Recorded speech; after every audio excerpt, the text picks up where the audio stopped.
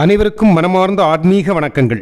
குருஷேத்திர யுத்தம், பாரத போர் என்று வர்ணிக்கிற நம்ம இந்த குருஷேத்திர யுத்தத்தில் நடத்தப்பட்ட திட்டமிட்ட போர் தந்திர முறைகள், போர் அமைப்புகள், படை அமைப்புகள் என்கிற விஷயத்தை நம்ம வீகங்கள் என்று கூட சொல்லலாம், அல்லது போர் முறைகள் என்று தமிழில் நம்ம எளிதாகவும் சொல்லலாம். நாம் இப்போது பார்க்க போவது இந்த வீகம் அல்லது போர் முறைகள் எத்தனை வகைகள், படைகளை எத்தனை வகைகளாக பிரித்து நிர்வகித்தார்கள், போர் செய்தார்கள் என்கிற பிரமிப்பும் ஆச்சரியம் கலந்த சங்கதியைத்தான் நம்ம இன்னைக்கு பார்க்க போறோம். பாருங்க.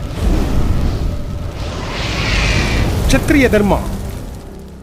குருஷேத்திர யுத்தத்தில் போரில் முதல் 10 நாளும் கௌரவர் தரப்பில் மகா யோத்தாவான பீஷ்மர் தலைமையில் தான் அந்த போர் நடந்ததாக சொல்கிறாங்க. ஆனால் பாண்டவர் தரப்பிலோ தளபதியாக அக்னிபுத்திரனான திருஷ்டதிம்மன் அப்படிங்கிறவர் தலைமையேற்று தளபதியாக நின்று போரை நடத்தினதாக சொல்கிறாங்க. இதில் ஒட்டுமொத்த போர் முறைகளும் அப்படி போர் அமைப்பு அல்லது வீகம் அப்படின்னு பார்த்தீங்கன்னா 18 எண்ணமாக சொல்கிறாங்க. நம்ம இப்போ பார்க்க போகிறது அதில் முதல்ல ஒரு முக்கியமான நாட்களில் நடந்த போர் வீகங்களை பற்றி பார்க்க போகிறோம். கடைசியாக அந்த 18 வீகங்களையும் நம்ம மொத்தமாக பார்க்க போகிறோம். சரி, முதல்ல நம்ம இப்போ வருவோம். இவர்கள் ஒருவருக்கொருவர் எதிரிகளாக நின்று போர் புரியும் போது, அதானது ஒரு பக்கம் நம்மளுடைய பீஷ்மர் தலைமையிலான கௌரவர் படை, இன்னொரு பக்கம் திருஷ்டதிம்மனுடைய தலைமையில் நிற்கிற பாண்டவர் போர்ப்படை. இப்போது 2 போரும் எதிரெதிராக நின்று பரஸ்பரம் அழிக்கிற வெறியோட பல தந்திரங்களையும் யுக்திகளையும் கையாண்டார்கள் என்கிறது தான் இதிகாச உண்மை. படைகளையும் பல வடிவங்களில் நிற்க வைத்தும், பல அணிகளாக வடிவமைச்சு நின்னும், பல வடிவங்களில் திரண்டு அவர்கள் போர் செய்தாங்க என்று சொல்கிறாங்க. இந்த அடிப்படையில் வெற்றி காண்பதற்காக முயற்சி பண்ணியிருக்கிறாங்க. அந்த விதத்தாம் போர் வீகம் அப்படின்னு சொல்கிறாங்க, அல்லது போர் அமைப்பு, போர் முறை அப்படின்னு நம்ம எப்படி வேணாலும் அதை எடுத்துக்கலாம். சரி, இப்போ நம்ம வீகம் அப்படின்னு அதை சொல்கிறோம். சரி, இந்த ஒவ்வொரு வீகத்திலையும் ஒவ்வொரு விஷயங்கள் இருக்குது. அதானது எங்கெங்கே யார் யார் நிற்கணும், எந்தெந்த ஆயுதங்களை வச்சுருக்கணும், யார் யார் முதல்ல தாக்கணும், எப்படி எதிரியை சுற்றி வளைக்கணும், எந்த வீகத்தில் எப்படி நகரணும், இப்படின்னெல்லாம் பல முறைகளும் திட்ட விதிகளும் பயிற்சிகளும் எல்லாம் நிறைய இருக்கிறது. அதுக்கு அடிப்படையில் தான் இவங்க போர் முறைகளையும் போர் யுக்திகளையும் கையாண்டிருக்கிறாங்க. இதில் அப்படி அவங்க பயன்படுத்தின போர் முறைகளும் யுக்திகளையும் தான் நம்ம வீகம் அப்படின்னு சொல்கிறோம். சரி, அப்படி போர் துவங்கி 2 நாள் ஆயிடுச்சு. நம்ம இங்கே முக்கியமான நாட்களில் நடந்த வீகங்களை முதல்ல பார்க்குறோம். அதுக்கப்புறம் மொத்தமாக 18 வீகங்களையும் நம்ம பார்க்க போகிறோம். கடந்து போனதுக்கப்புறம் எதிரெதிரே நின்று போராடின 3வது நாள் இவங்க ஒரு வீகத்தை அமைக்கிறாங்க. அதாவது 3வது நாள் கௌரவர்களின் தளபதியான பீஷ்மாச்சாரியர் அவருடைய அறிவுறுத்தலின்படி கருட வீகம் அமைக்கிறாங்க. மற்ற சிறு தளபதிகள் எல்லாரும் சேர்ந்து, அதானது கருடன் பறக்கின்ற பருந்தின் வடிவிலான படை அமைப்பை போர்க்களத்தில் நிற்க வச்சு போரில் அவங்களை தாக்குதலுக்கு தயாராகிறாங்க எதிர்தரப்பை. இதை எதிர்கொள்கிறதுக்கு எதிர்தரப்பான பாண்டவர் படை என்ன பண்ணுறாங்க, அர்த்த சந்துர வீகம், அதாவது பாதி நிலவின் வடிவத்தில் வளைஞ்சு நிற்கிறாங்க, நின்று போர் செய்கிறாங்க. இந்த நிலவோட இரு முனைகளில் நிற்கிறவங்க சாத்துவியும் அபிமன்யும் நிற்கிறாங்க. இந்த இரு படை அமைப்பில் அல்லது வீகத்தில் பாண்டவர்களுடைய சந்திர வீகம், அதாவது அர்த்த சந்திர வீகம் கருட வீகத்தை தகர்த்து அழித்து கௌரவர்களின் காந்தார படையை பெரும் அழிவை சந்திக்க வைக்குது என்கிறது தான் 3வது நாள் நடந்த இந்த வீகத்தில் நடந்தது. 5வது நாள் வீகம் அமைக்கிறாங்க. அன்னைக்கு கௌரவர்கள் சத்த வீகம் அப்படிங்கிற 4 பக்கமும் ஒரே அளவிலான சம சதுர அமைப்பில் உள்ள படையை நிற்க வைக்கிறாங்க. இதற்கு சத்த வீகம் என்று சொல்றாங்க. பாண்டவர்கள் இதை எதிர்கொள்ள மண்டல வீகம் அமைக்கிறாங்க. அதாவது ஆகாய கங்கையின் வடிவிலான படை அமைப்பு. அதாவது ஆகாயத்திலிருந்து கங்கை பாயிர வடிவிலான படை வீரர்களை அப்படி நிற்க வச்சு போருக்கு தயாராகிறாங்க சத்த வீகத்தை எதிர்கொள்கிறதுக்கு. அன்னைக்கு கொஞ்சம் அதிகம் இழப்பை பாண்டவர்கள் சந்திக்கிறாங்க. மண்டல வீகம் பலவீனமாகியது அந்த சத்த வீகத்தின் முன்னாடி, அதாவது கௌரவர்களின் சத்த வீகத்தின் முன்னாடி பாண்டவர்களுடைய மண்டல வீகம் பலவீனமாகிறதாக சொல்கிறாங்க. அன்றைய தினம் கௌரவ படைகளுடைய கைகள் ஓங்குனதாகவும் சொல்கிறாங்க. அதுக்கப்புறம் முக்கியமாக நடந்தது 6வது நாள். அனைத்து படைகளின் தளபதியான பீஷ்மரே நேரடியாகவே வீகத்தை அமைக்கிறாரு. அன்னைக்கு அவர் அமைச்ச வீகம்தான் கிரபிஞ்ச வீகம். அதாவது கொக்கு என்கிற பறவையோட வடிவத்தில் அணிவகுத்து போர் வீரர்களை நிற்க வச்சு போருக்கு தயாராக்குறாங்க. அப்போ கொக்கு போல வடிவமைச்சு கொண்டு போரை எதிர்கொள்கிறாங்க. இதை வீகத்தை எதிர்கொள்ள பாண்டவர தளபதியான திருஷ்டதிம்மன் உருவாக்கிய வீகம் என்ன தெரியுமா? அவர் உருவாக்கின வீகம்தான் மகர வியூகம். மகர வியூகம் என்கிறது முதலையின் வடிவிலான வீகம். முதலையின் வடிவில் படை வீரர்களை நிற்க வச்சு அதை எதிர்கொண்டு போர் செஞ்சுருக்கிறாங்க.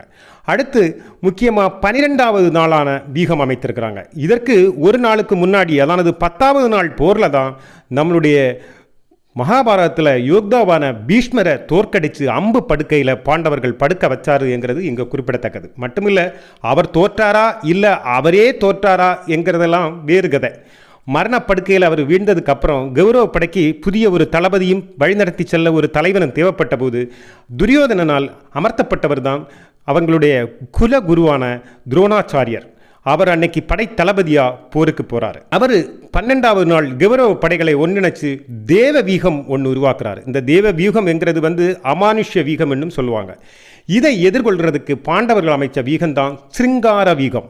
இந்த சிருங்கார வீகம் என்கிறது மாட்டோட வளைந்த கொம்பு மாதிரி உள்ள வடிவம் கொண்டது. மாட்டோட வளைந்த கொம்பு மாதிரி வடிவத்தில் படைவீரர்களை நிற்க வச்சு அந்த வீகத்தை எதிர்கொண்டிருக்காங்க. அடுத்தது 13வது நாளும் வீகம் அமைச்சிருக்கிறாங்க. 13வது நாள் கௌரவர்களுடைய தளபதியான துரோணாச்சாரியர் அமைச்ச வீகம் என்ன தெரியுமா? சக்கர வீகம். இந்த எதிர்கொள்ள பாண்டவர்கள் உருவாக்கிய வீகம் என்ன தெரியுமா? அர்ண வீகம். அதானது கடல் அலை வடிவிலான அல்லது கடல் வடிவிலான வீகம் அப்படின்னு. அதானது பின்வாங்கி முன்வந்து தாக்குவது. குருஷேத்திர யுத்தம் 18 நாட்கள் நடந்ததுனாலும் இதில் குறிப்பிட்டு சொல்லும்படியான சில நாட்கள் போரைத்தான் மிக பிரசித்தியாக சொல்லப்படுகிறது. அப்படிப்பட்ட நாட்களில் மிக குறிப்பிடப்பட வேண்டிய ஒரு நாள் தான் 13வது நாள் போர். இதை பத்மவீகம் அமைச்ச கௌரவர்களை அர்ணவீகத்தால் எதிர்கொண்ட பாண்டவர்கள் அன்னைக்கு நிறைய நஷ்டத்தை சந்தித்தாங்க. மட்டுமில்லை, பெரிய ஒரு சம்பவம் நடந்தது. அதானது அபிமன்யு என்கிற அர்ஜுனனுடைய மகனோட மரணமும் அன்னைக்கு தான் அரங்கேறிச்சு. ஆக பாண்டவர்கள் அன்னைக்கு திக்குமுக்காடுனாங்க, பெரிய நஷ்டத்தை சந்தித்தாங்க அப்படின்னு சொல்கிறாங்க 13வது நாள் போரில்.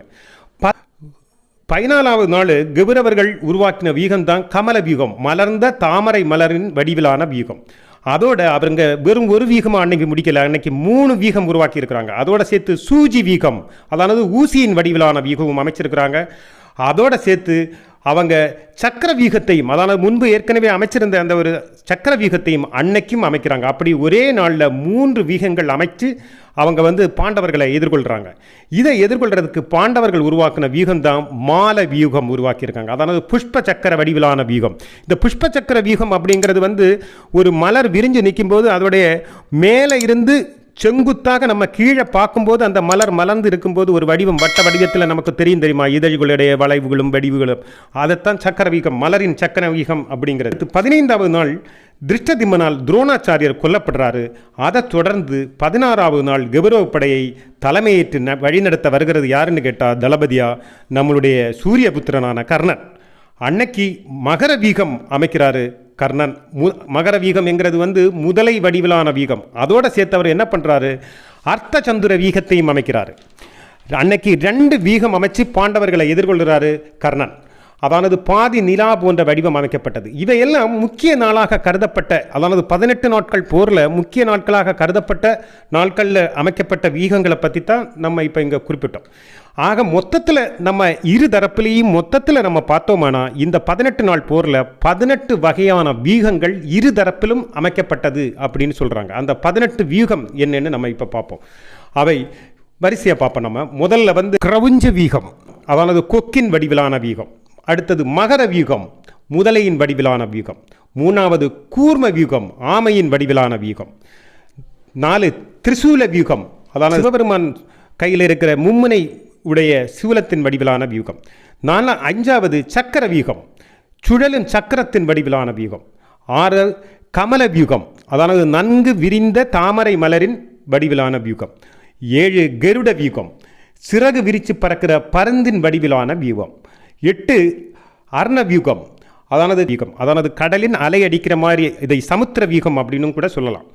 அடுத்தது மண்டல வியூகம், அதானது ஆகாய கங்கையின் வடிவிலான வியூகம். அடுத்தது வஜ்ர வியூகம். இந்த வஜ்ர வியூகம் என்கிறது மின்னலின் வடிவிலான வியூகம், திடீர் தாக்குதல் நடத்துறது அப்படின்னு சொல்றாங்க. அடுத்து சத்த வியூகம். சத்த வியூகம் என்கிறது சம சதுர வடிவிலானது, 4 பக்கம் சம அளவிலான படைவீரர்கள் கொண்ட சதுர வடிவிலான வியூகம். அடுத்து அசுர வியூகம், அதானது ஒரு ராட்சசன் கையை உயர்த்தி நின்னா, கொம்பும் தலையும் எல்லாம் வச்சிருக்கிற ஒரு ராட்சசன் கை உயர்த்தி நின்னா எப்படி இருப்பாரோ அதே மாதிரியான வியூகத்தை அமைச்சிருக்காங்க. அடுத்து 13 தேவ வியூகம், அமானுஷ்ய வடிவிலான வியூகம், மின்னல் தாக்குதல் போல இதுவும் ஒரு அமானுஷ்ய வடிவிலான வியூகம் அப்படின்னு சொல்றாங்க. 14 சூஜி வியூகம், அதானது நீண்ட கூர்மையான ஊசி போல வடிவம் கொண்டது சூஜி வியூகம். அடுத்தது 15 சிருங்கார வியூகம், அதாவது மாட்டோட வளைந்த கொம்பு மாதிரி உள்ள வியூகம். 16 அர்த்த சந்திர வியூகம், அதான் பேரை போலத்தான் இது பாதி நிலவின் வடிவிலான வீகம். இதோட இருமுனையில் யார் நிற்கணும்னு எல்லாம் உண்டு, அது ஒரு கணக்குண்டு. அடுத்து மால வீகம் புஷ்ப சக்கரத்தின் வடிவிலானது. முதல்ல சொன்ன மாதிரி ஒரு பூ விரிஞ்சு நிற்கும் போது அதோடைய மேலே இருந்து அந்த விரிஞ்ச பூவை பார்க்கும்போது கிடைக்கிற ஒரு வீகம். அடுத்து மல்சிய வீகம், அதானது மீனின் வடிவிலான வீகத்தில் நின்று போர் செய்கிறது. இப்படி பல வீகங்கள், அதாவது போர் முறைகள் அல்லது படை அணிகளை அமைக்கும் முறை, இப்படி வீகத்துக்கு பல விளக்கங்களை நீங்கள் எடுத்துக்கலாம் இல்லை புரிகிறதுக்கு. இப்படி பல வீகங்களும் போர் முறைகளும் தந்திரங்களும் ஆயிரக்கணக்கான ஆண்டுகளுக்கு முன்னரே வாழ்ந்த நம்மளுடைய சமூகம், இது வெறும் ஐதீகமோ வெறும் கதையோ அல்ல, இதெல்லாம் ஒரு வரலாறு. அப்படிப்பட்ட ஒரு சமூகம், அந்த சமூகம் வழிவந்த வழி தோன்றல்களாகும் நம்ம அதோடைய பின்காமிகள் தான் நாம் அப்படின்னு நினைக்கும் போது நம்ம ரொம்ப பெருமை கொள்ள வேண்டிய ஒரு விஷயம் இது. இதில் ஒவ்வொரு வீகத்திலையும் முக்கியமான முனைகள் எது, எங்கு யார் யார் நிற்க வேணும், எப்படி நகர வேணும், எந்த இடத்துல நிற்கிறவங்க முதலில் தாக்கணும், எப்படி நகர்ந்து சுற்றி வளைக்கணும் எதிரியை, எந்தெந்த இடத்துல எந்தெந்த ஆயுதங்களை வைத்திருக்கிறவங்க நிற்கிறவங்க, எந்தெந்த இடத்துல நிற்கிறவங்க எந்தெந்த ஆயுதங்களை வச்சிருக்கணும், முதலில் யார் தாக்கணும், பின்வாங்கி தாக்கணுமா முதலில் தாக்கணுமா, இப்படி நிறைய விதிகள் ஒவ்வொரு வியூகத்திற்கும் மாறுபடும். வியூகத்தின் அடிப்படையிலும் அதன் விதி அடிப்படையிலும் தந்திர அடிப்படையிலையும் தான் அதில் நிற்கணும், அதில் போர் செய்யணும். விதிமுறைகளும் திட்டங்களும் இதுக்கு எல்லாத்துக்கும் ஒவ்வொன்றுக்கும் தனித்தனியாக உண்டு. படைகளை எப்படி நகரணும், அந்த படைகள் எப்படி திடீர்னு ஒரு வடிவத்தை உருவாக்கணும் அப்படின்னெல்லாம் நிறைய விஷயங்கள் உண்டு. இது நினைச்சா பயங்கர பிரமிப்பாக இருக்கும். எவ்வளவு பெரிய போர்த்தந்திரங்களையும் படை நிர்வாகங்களையும் இவங்க செஞ்சுருக்காங்க. இதெல்லாம் திடீர்னு போர்க்களத்தில் வச்சு செய்கிற விஷயம் கிடையாது. இது ஏற்கனவே பல முறை இவங்க அதற்கு பயிற்சியும் பல செயல்முறைகளை எல்லாம் செஞ்சு பயிற்சியெல்லாம் பெற்றதுக்கு அப்புறம் தான் இதை செய்கிறாங்க. அப்படின்னா அவங்க எவ்வளவு தந்திரமாக அதை வகுத்து அப்படிப்பட்ட விஷயங்களை எல்லாம் ஏற்கனவே தீர்மானித்து பயிற்சியெல்லாம் எடுத்துட்டு போர்க்களத்தில் வந்திருப்பாங்கன்னு யோசிச்சு பாருங்கள். அப்போ எவ்வளவு அறிவார்ந்த சமூகமாக நம்மளுடைய முன்காலத்தில் இருந்திருக்கிறார்கள். நம்ம எல்லாம் அவங்களுடைய வழித்தோன்றல்கள் அப்படின்னு எல்லாம் நினைக்கும் போது நம்ம எல்லாம் எவ்வளவு அறிவார்ந்தவர்களாகவும் எவ்வளவு புத்திசாலித்தனத்தோடையும் அறிவோடையும் செயல்படணுங்கிறது இங்கு நினைச்சு பார்க்கணும். இது வெறும் போர், ஒன்றுக்கொண்டு போர் எடுக்கிற ஒரு போராக இருந்தாலும் அந்த போர்லையும் பல தந்திரங்களும் அறிவார்ந்த திறன்களும் செயல்திறன்களை எல்லாம் காட்டியிருக்கிறாங்கிறத நம்ம மறந்துடக்கூடாது. ஆக இன்னொரு கதையோட இனி அடுத்த கதையில் சந்திப்போம். நன்றி.